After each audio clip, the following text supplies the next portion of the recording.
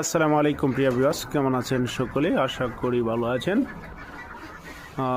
আমি সরাসরি যুক্ত আছি আমাদের রফিক মিয়ার হাঁসের খামার থেকে। দেখুন, এখানে অনেক বড় বড় চীনা হাঁস রয়েছে।